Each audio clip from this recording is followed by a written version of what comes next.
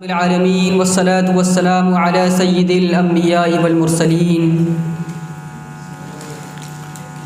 اما بعد فاعوذ باللہ من الشیطان الرجیم بسم اللہ الرحمن الرحیم وما ارسلناک الا رحمتا للعالمین صدق اللہ العظیم وقال النبی علیہ الصلاة والسلام انما بعثت معلما او کما قال علیہ الصلاة والسلام اللہم صلی علی سیدنا و مولانا محمد وعلی آل محمد وبارک وسلم تسلیما کثیرا کثیرا۔ واجب الاحترام علماء کرام، معزز بزرگوں، مہمانان کرام اور میرے عزیز طلباء، آج کا یہ پروگرام محبت رسول صلی اللہ علیہ وسلم کے نام سے منعقد ہو رہا ہے۔ آپ حضرات جانتے ہیں کہ یہ ماہ ربیع الاول کا مہینہ ہے اور اسی ماہ مبارک میں ہم سب کے آقا محسن انسانیت پیغمبر اسلام سید الکونین جناب محمد الرسول اللہ صلی اللہ علیہ وسلم کی ولادت باسعادت ہوئی اور آپ صلی اللہ علیہ وسلم خاتم النبیین بن کر اس عالم فانی کے اندر تشریف لائے۔ جناب رسول اللہ صلی اللہ علیہ وسلم کی سیرت طیبہ بے انتہا وسعتوں کی حامل ہے۔ دنیا کا کوئی مقرر، کوئی ادیب، کوئی شاعر، کوئی خطیب یہ دعویٰ نہیں کر سکتا کہ میں نے محمد عربی صلی اللہ علیہ وسلم کی سیرت کو مکمل بیان کر دیا ہے یا مکمل پڑھ لیا ہے یا مکمل مطالعہ کر لیا ہے۔ محترم دوستوں، یہ سیرت کا عنوان سمندر کی گہرائیوں سے زیادہ گہرا ہے جس کی تہ تک انسان کبھی نہیں پہنچ سکتا۔ بے شمار مقرر، بے شمار ادیب، بے شمار مصنف، بے شمار مؤرخ، بے شمار شعراء روز اول سے اپنی اپنی صلاحیتوں کا استعمال کرتے ہوئے دنیا انسانیت کو امام الانبیاء محسن انسانیت محمد عربی صلی اللہ علیہ وسلم کی ذات بابرکات سے آشنا کرا رہے ہیں، آپ کی تعلیمات لوگوں تک پہنچا رہے ہیں، آپ کی سیرت بیان کر رہے ہیں، لیکن شاعروں کا قلم بھی تشنا ہے، مصنفوں کی کتابیں بھی تشنا ہیں، ادیبوں کا کلام بھی تشنا ہے، اور محمد مصطفیٰ صلی اللہ علیہ وسلم کی سیرت مکمل بیان نہ ہو سکی ہے اور نہ مکمل ہو سکے گی۔ وہ دانائے سبل ختم الرسل مولائے کل جس نے، وہ دانائے سبل ختم الرسل مولائے کل جس نے غبار راہ کو بخشا فروغ وادی سینا۔ حضرات آپ اندازہ لگائیے کہ پیغمبر اسلام جناب رسول اللہ صلی اللہ علیہ وسلم نے کیسے کیسے لوگوں کو راہ ہدایت دکھائی اور کیسے کیسے لوگوں کو اسلام کی شمع کے اندر اسلام کی شمع جلا کر ان کو نور ایمان سے منور کیا۔ ایک 27 سالہ نوجوان جو محمد عربی کے خون کا پیاسا تھا، جو محمد کا دشمن تھا، جسے دنیا عمر بن خطاب کے نام سے جانتی ہے، جو اسلام کا شہسوار ہے، جو اسلام کو پھیلانے والا جرنیل ہے، جو اسلام کا عظیم الشان کمانڈر ہے، مگر کیا آپ اس کی تاریخ کو جانتے ہیں کہ محمد مصطفیٰ صلی اللہ علیہ وسلم کی بعثت مبارکہ سے پہلے جب نبی نے مکہ مکرمہ کے اندر اعلان کیا کہ اے قریش کے سرداروں، اے روسائے قریش، تم ضرور میرے خاندان کے ہو اور میں تمہارے خاندان میں پیدا ہوا، مگر یاد رکھو میں تمہاری ان چیزوں کی حمایت کبھی نہیں کروں گا جو میرے اللہ کے پیغام کے خلاف ہے، جو توحید کے خلاف ہے، جو میرے مشن کے خلاف ہے۔ اور نبی علیہ الصلوۃ والسلام نے اپنے خاندان والوں کی مخالفت کی، بت پرستی میں، شرک میں، برائیوں میں نبی علیہ الصلوۃ والسلام نے کبھی اپنے خاندان والوں کا ساتھ نہیں دیا اور ہمیشہ ان کی مخالفت میں کھڑے رہے۔ جب نبی نے لا الہ الا اللہ محمد رسول اللہ کا پیغام بلند کیا تو سارے کے سارے لوگ آپ کے دشمن بن گئے۔ انہی میں سے ایک نوجوان ہے جسے دنیا عمر بن خطاب کے نام سے یاد کرتی ہے، جو 27 سالہ نوجوان لحیم و شہیم اور اس کا مزاج بالکل دلیرانہ، وہ نبی کا دشمن بن گیا اور نبی کے جان لینے کے پیچھے پڑ گیا، منصوبے بنانے لگا کہ محمد کا سر قلم کر دوں گا نعوذ باللہ۔ لیکن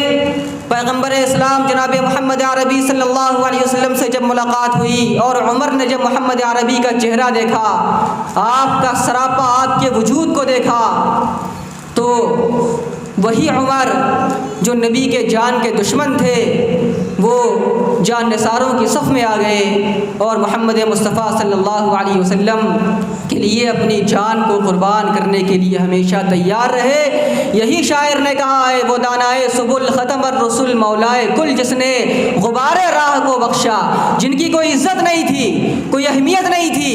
جن کا کوئی قاعدہ نہیں تھا، کوئی دستور نہیں تھا، غبار راہ کو بخشا،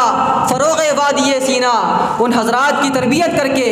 ان حضرات کو اللہ سے ملا کر نبی علیہ الصلوۃ والسلام نے کیمیا بنا دیا اور ایسا عظیم الشان انسان بنا دیا جو نبی کے بعد کائنات میں سب سے اشرف ہیں اور سب سے افضل ہیں، جو ہدایت کا سامان ہیں، جن کی پیروی ہدایت کا سامان ہے اور کامیابی کی دلیل ہے۔ تو میرے دوستوں بزرگوں،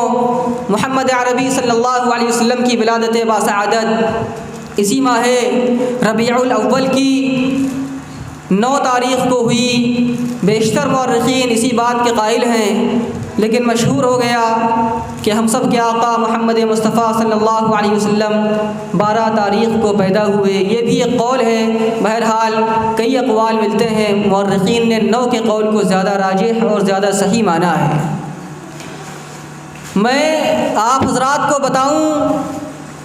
کہ جب ہمارے اور آپ کے آقا سید الکونین محمد مصطفیٰ صلی اللہ علیہ وسلم اس دنیا میں تشریف نہیں لائے تھے، کفر کا بول بالا تھا،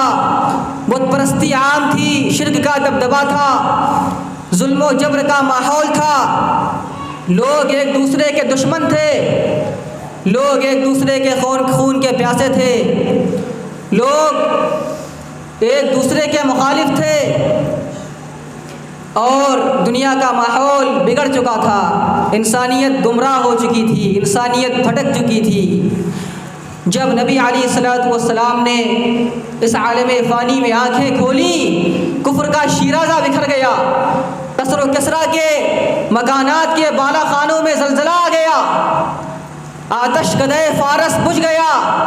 بت کدے آزر کے نام و نشان مٹنے لگے، صنم خانوں میں خاک اڑنے لگی، شیرازہ مجوسیت بکھرنے لگا، کیونکہ ایمان کا نور ظاہر ہو چکا تھا، توحید کا نور ظاہر ہو چکا تھا،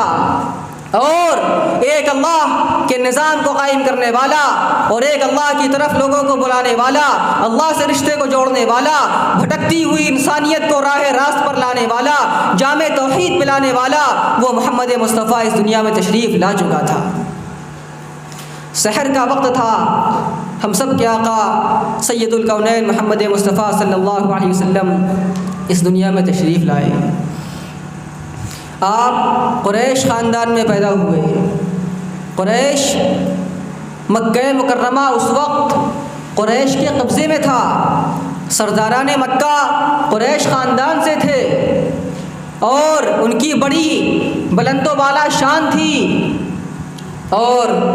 بے انتہا ظلم و جبر کا ماحول ان حضرات نے قائم کر رکھا تھا، یہاں تک کہ خانہ کعبہ پر ان کی دستبرداری تھی، خانہ کعبہ پر ان کا تسلط تھا اور خانہ کعبہ کے اندر بتوں کی عبادت کی جا رہی تھی، بتوں کی پوجا کی جا رہی تھی، اور قریش مکہ اس پر اپنا حق جمایا کرتے تھے، لوگوں پر ظلم کیا کرتے تھے، اور لوگوں کے لیے قریش مکہ نے یہ دستور بنا لیا تھا کہ ہمارا جو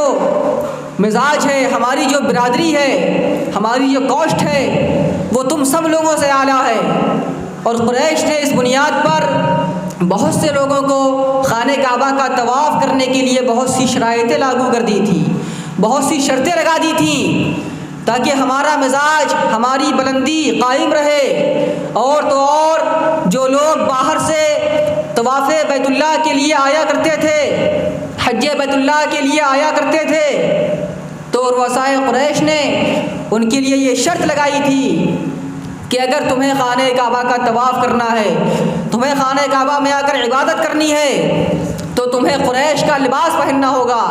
اور اگر تم قریش کا لباس نہیں پہن سکتے تو تمہیں برہنہ طواف کرنا ہوگا، تمہیں ننگے ہو کر طواف کرنا ہوگا۔ یہی وجہ تھی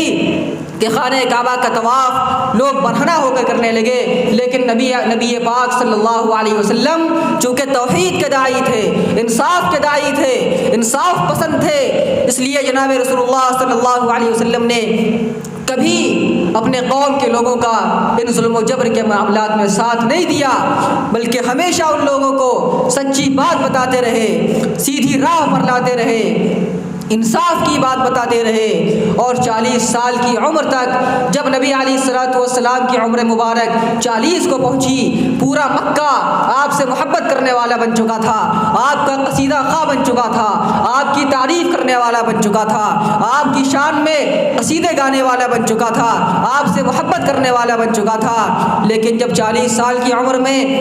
اللہ کا پیغام آتا ہے کہ اے محمد مصطفیٰ صلی اللہ علیہ وسلم، آپ لوگوں کو ایک اللہ کی دعوت دیجئے، آپ لوگوں کو ایک معبود کی طرف بلائیے، آپ کو نبوت دی جاتی ہے، آپ کو رسالت دی جاتی ہے، آپ کو حق کا پیغام دیا جاتا ہے، آپ لوگوں کو اللہ کی طرف بلائیے۔ اور نبی علیہ الصلوۃ والسلام نے صفا پہاڑی کے اوپر چڑھ کر جب لوگوں کو حق کی دعوت دی، ایک اللہ کی دعوت دی، تو لوگ آپ کے مخالف ہو گئے، آپ کے دشمن ہو گئے، آپ کی جان کے پیاسے ہو گئے، آپ کو ستایا گیا، آپ کو پریشان کیا گیا، آپ کو پتھر مارے گئے، راہ میں کانٹے بچھائے گئے، آپ کا جینا مشکل کر دیا گیا، اور تو اور نبی علیہ الصلوۃ والسلام کو اپنے وطن عزیز مکہ مکرمہ کو چھوڑ کر مدینہ ہجرت کرنے پر مجبور کر دیا گیا۔ ہمارے نبی پاک صلی اللہ علیہ وسلم نے اس دین کی خاطر بڑی قربانیاں دیں، بڑی مشقتیں اٹھائیں، اور بڑی قربانیاں دی ہیں، تب جا کر کے یہ دین آج ہم تک پہنچا ہے۔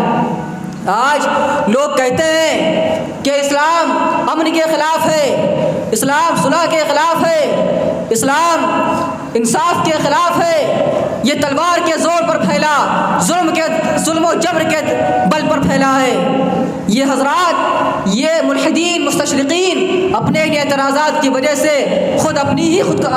ہی تہذیب کی خودکشی کر رہے ہیں، خود اپنے اعتراض کی بے عزتی کرا رہے ہیں۔ آپ تاریخ کو پڑھیں، پیغمبر اسلام صلی اللہ علیہ وسلم نے جب کلمہ حق کی صدا بلند کی، اور جو لوگ آپ پر ایمان لائے، کیا وہ لوگوں پر ظلم کرتے تھے؟ وہ تو خود چھپ کر عبادت کیا کرتے تھے، وہ تو خود لوگوں سے ڈرا کرتے تھے، وہ خود اپنے ایمان کو چھپایا کرتے تھے، وہ اپنے ایمان کا اظہار نہیں کیا کرتے تھے۔ کیا جو تلوار چلا کر لوگوں کو ایمان میں داخل کرتا، وہ کیا اپنے ایمان کو چھپاتا ہے، اپنے ایمان کا اظہار نہیں کرتا، اور لوگوں پر ظلم کیا کرتا ہے؟ جو خود مظلوم تھے، جن کو خود شیب ابی طالب میں قید کر دیا گیا، جن کو تپتی دھوپ میں لٹا دیا گیا، جن کے اوپر پتھروں کے تودے ڈال دیے گئے، کیا وہ کسی پر ظلم کرنے والے ہو سکتے ہیں؟ کیا وہ کسی کے اوپر تلوار کے دم پر ان کو مسلمان بنا سکتے ہیں؟ کون سا مذاق ہے اور کون سا اعتراض ہے، کون سی تہذیب ہے اور کون سا دماغ ہے جو خود اپنے اعتراض کی خود ہی بے عزتی لوگ کرا رہے ہیں؟ اسلام اخلاق سے پھیلا اور محمد مصطفیٰ صلی اللہ علیہ وسلم کے کردار سے پھیلا ہے۔ وہ کون سی تلوار تھی جس تلوار نے سیدنا عمر بن خطاب کو اسلام قبول کرنے پر مجبور کر دیا؟ وہ کون سی تلوار تھی جس نے بے شمار صحابہ کرام کو اسلام قبول کرنے پر مجبور کر دیا؟ وہ میرے آقا محمد صلی اللہ علیہ وسلم کی زبان رسالت کی مٹھاس تھی، اور اللہ تعالیٰ کی توفیق تھی، جس کی وجہ سے لوگ جوق در جوق دائرے اسلام میں داخل ہوتے رہے۔ میں نے آپ حضرات کے سامنے نبی علیہ الصلوۃ والسلام کی ایک حدیث پڑھی تھی، جس میں رسول اللہ صلی اللہ علیہ وسلم یہ ارشاد فرماتے ہیں کہ میں معلم بنا کر کے بھیجا گیا، میں استاد بنا کر کے بھیجا گیا۔ وہ نبی، وہ معلم جس کا دنیا میں کوئی استاد نہیں، جس کو پڑھانے والا خود پروردگار ہے، جس کو تعلیم دینے والا خود کائنات کو بنانے والا ہے، انسانیت کو پیدا کرنے والا ہے، اور جس کو پڑھانے والا پورے کائنات کے نظام کو چلانے والا ہے۔ ان سے سیکھ کر جناب رسول اللہ صلی اللہ علیہ وسلم نے امت کو حق کی توحید کی تعلیم دی، لوگوں کو ظلم سے روکا، لوگوں کو انصاف کی تعلیم دی، اور انہی تعلیمات کا اثر تھا کہ جو صدا فاران کی چوٹیوں سے بلند ہوئی، وہ عرب کے صحرا اور ایکزار سے نکلتے ہوئے عجم کے لالہ زار تک پہنچی اور پھر پوری دنیا کے اندر پہنچی۔ آج دنیا کا کوئی ملک، کوئی قبیلہ، کوئی قریہ، کسی رنگ و نسل کے لوگ ایسے نہیں ہیں جو محمد مصطفیٰ صلی اللہ علیہ وسلم کا کلمہ نہ پڑھنے والے ہوں۔ ہر ملک میں، ہر قوم میں، ہر قبیلے میں، ہر نسل میں ایمان والے موجود ہیں اور محمد مصطفیٰ صلی اللہ علیہ وسلم کا کلمہ پڑھنے والے موجود ہیں۔ اسلام کا پیغام سبھی کے لیے ہے، محمد کی سیرت سبھی کے لیے ہے، چاہے وہ کالا ہو، چاہے گورا ہو، چاہے امیر ہو، چاہے غریب ہو، چاہے ولی ہو، محتاج ہو، بادشاہ ہو، فقیر ہو، کوئی ہو، سبھی کے لیے ہے۔ نبی علیہ الصلوۃ والسلام نے ارشاد فرمایا کہ اللہ تعالیٰ نے جب آدم علیہ السلام کا خمیر تیار کیا تو اللہ تعالیٰ نے آدم کا جو خمیر بنایا اس میں اللہ تعالیٰ نے پوری دنیا سے مختلف جگہوں سے مٹی لی اور اس مٹی سے آدم علیہ الصلوۃ والسلام کا مجسمہ بنایا۔ ظاہر سی بات ہے، پوری دنیا سے اللہ نے جب مٹی لی تو کہیں کی مٹی کالی تھی، کہیں کی مٹی سفید تھی، کہیں کی مٹی میں زردی مائل تھی، کہیں کی مٹی کسی اور کلر کی تھی۔ نسل انسانی کے درمیان جو رنگ کا امتزاج ہے اور رنگ کا امتیاز ہے، یہ اسی وجہ سے ہے کہ آدم علیہ الصلوۃ والسلام کے خمیر میں پوری دنیا کے مختلف جگہوں کی مٹی ہے۔ اسی لیے اولاد آدم بعض کالے ہوتے ہیں، بعض گورے ہوتے ہیں، بعض کے اندر سرخی مائل ہوتی ہے، کسی کے اندر زردی مائل ہوتی ہے اور کچھ الگ کلر کے ہوتے ہیں۔ یہ امتزاج اس لیے ہے، نبی علیہ الصلوۃ والسلام نے ترمذی شریف کی روایت ہے کہ نبی علیہ الصلوۃ والسلام نے ارشاد فرمایا کہ آدم علیہ الصلوۃ والسلام کا جو خمیر تیار کیا گیا تو اللہ تعالیٰ نے مختلف جگہوں سے ایک ایک مٹھی مٹی لی، اس سے خمیر تیار کیا گیا اور یہ نسل انسانی میں رنگ کا جو امتزاج ہے یہ وہیں سے پیدا ہوا۔ تو رنگ کی بنیاد پر، نسل کی بنیاد پر اسلام کوئی فیصلے نہیں کرتا۔ اسلام کسی کو رنگ اور نسل کی بنیاد پر لائق و فائق نہیں سمجھتا، بلکہ اس کے کردار کی بنیاد پر، اس کی افضلیت کی بنیاد پر، اس کے تقوی کی بنیاد پر۔ اور پیغمبر اسلام محمد مصطفیٰ صلی اللہ علیہ وسلم نے تقوی کی تعلیم امت کو دی، تقوی کا پیغام دیا، ایک اللہ کے سامنے سر جھکانے کی دعوت دی، نماز پڑھنے کی تلقین کی،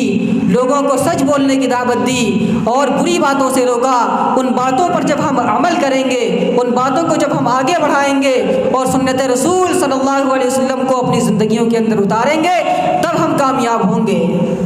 آج ہم نے سنت رسول کو چھوڑ دیا، آج ہم نے سیرت مصطفیٰ محض سننے کی چیز بنا لی، حالانکہ سیرت مصطفیٰ سننا اور سنانا یہ زندگی میں انقلاب پیدا کرنے کا ذریعہ ہے، انقلاب پیدا کرنے کا ذریعہ۔ آج ہماری حالت کیا ہے؟ آج ہماری حالت، اندازہ لگائیے صحابہ کرام کس قدر مضبوط ایمان والے تھے کہ نبی علیہ الصلوۃ والسلام کے لیے اور ایمان کے لیے جان دینے سے گریز نہیں کیا۔ آج ہمارا حال کیا ہے؟ شاعر مشرق ڈاکٹر علامہ اقبال لکھتے ہیں کہ صفحہ دہر سے باطل کو مٹایا کس نے، صفحہ دہر سے باطل کو مٹایا کس نے، نوع انسان کو غلامی سے چھڑایا کس نے، میرے کعبے کو جبینوں سے بسایا کس نے، میرے قرآن کو سینوں سے لگایا کس نے، تھے تو آبا وہ تمہارے ہی مگر تم کیا ہو، ہاتھ پر ہاتھ دھرے منتظر فردا ہو، ہر کوئی مستمع ذوق تن آسانی ہے، ہر کوئی مستمع ذوق تن آسانی ہے، تم مسلمان ہو یہ انداز مسلمانی ہے، حیدری فقر ہے نہ دولت عثمانی ہے، حیدری فقر ہے نہ دولت عثمانی ہے، تم کو اسلاف سے کیا نسبت روحانی ہے، حیدری فقر ہے نہ دولت عثمانی ہے، تم کو اسلاف سے کیا نسبت روحانی ہے، وہ معزز تھے زمانے میں مسلمان ہو کر اور ہم خار ہوئے تارک قرآن ہو کر۔ آج ہم نے قرآن کی تعلیمات کو فراموش کر دیا، سید الکونین محمد مصطفیٰ صلی اللہ علیہ وسلم کے پیغام کو بھلا دیا۔ آج ذلت ہمارا مقدر بن کر رہ گئی۔ جب ہم نے قرآن کو سینوں سے لگایا، جب ہم نے سنت رسول کو سینوں سے لگایا تو اللہ تعالیٰ نے ہماری عزت کے فیصلے کیے اور پوری دنیا کے اندر اللہ نے ہمیں کامیابی سے نوازا، کامرانی سے نوازا۔ وہ معزز تھے زمانے میں مسلمان ہو کر اور ہم خار ہوئے تارک قرآن ہو کر۔ آج ہم نے قرآن سے رشتہ توڑ لیا، آج ہم نے قرآن کی تلاوت سے اپنے آپ کو الگ کر لیا، آج ہم نے قرآن کے معانی سے اپنے آپ کو الگ کر لیا، قرآن کے مطالب سے الگ کر لیا، قرآن کے پیغامات سے الگ کر لیا، حالانکہ قرآن تو وہ کتاب ہے جس کے بارے میں اللہ ارشاد فرما رہے بینات من الہدی والفرقان، یہ قرآن حق و باطل کے درمیان تمیز پیدا کرنے والی کتاب ہے، یہ قرآن حق و باطل کے درمیان امتیاز پیدا کرنے والی کتاب ہے۔ اگر حق کو سمجھنا چاہتے ہو اور باطل سے دور ہونا چاہتے ہو تو تمہیں قرآن پڑھنا پڑے گا، قرآن کو سمجھنا پڑے گا، قرآن کے پیغام پر عمل کرنا پڑے گا۔ آخر کیوں کہا کہ وہ معزز تھے زمانے میں مسلمان ہو کر اور ہم خوار ہوئے تارک قرآن ہو کر؟ کیوں کہا؟ جب میں آپ کو ایک بڑے بزرگ کا ایک قول سناؤں، دارالعلوم دیوبند کے پہلے شاگرد شیخ الہند مولانا محمود حسن دیوبندی رحمہ اللہ، جو دارالعلوم دیوبند کے پہلے شاگرد تھے، حجت الاسلام بانی دارالعلوم دیوبند مولانا محمد قاسم نانوتوی کے شاگرد، جب یہ ہندوستان کی آزادی کے لیے جد و جہد کر رہے تھے، انگریزوں کے خلاف ریشمی رومال کی تحریک چلا رہے تھے، اور اس جرم کی پاداش میں جب حکومت برطانیہ نے ان کو گرفتار کرا کر مالٹا کی جیل میں ڈال دیا اور 10 سال تک شیخ الہند مولانا محمود حسن دیوبندی کو قید و بند کی صحبتیں برداشت کرنا پڑی، 10 سال تک جیل میں رہے، آپ کے ساتھ آپ کے 2 شاگرد شیخ الاسلام مولانا حسین احمد مدنی اور مولانا عزیز گل رحمہ اللہ آپ کے ساتھ جیل میں قید و بند کی صحبتیں برداشت کر رہے تھے۔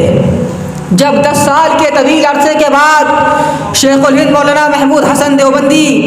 نور اللہ مرقدہ جیل سے رہا ہو کر باہر آئے تو دہلی کے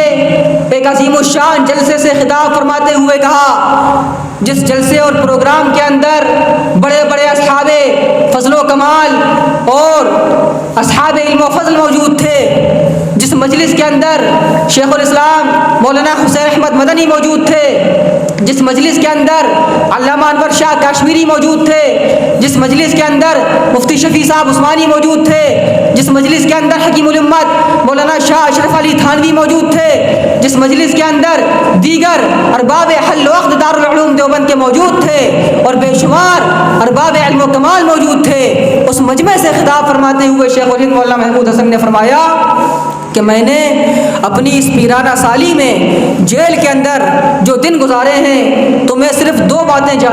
باتیں سیکھ کر کے آیا ہوں کہ مسلمانوں کی پسپانی اور مسلمانوں کی ذبح حالی کے 2 اسباب مجھے سمجھ میں آئے۔ وہ 2 اسباب کون تھے؟ آپ کے شاگرد ہماتن گوش ہو گئے کہ یہ میرے استاد محترم اس پیرانہ سالی کے اندر کون سی باتیں سیکھ کر کے آیا ہے، کون سا نیا سبق پڑھ کے آیا ہے، آج کون سا نیا سبق ہمیں پڑھا رہا ہے۔ شیخ الہند مولانا محمود حسن دیوبندی نور اللہ مرقدہ نے ارشاد فرمایا کہ میں نے جیل کی کال کوٹری میں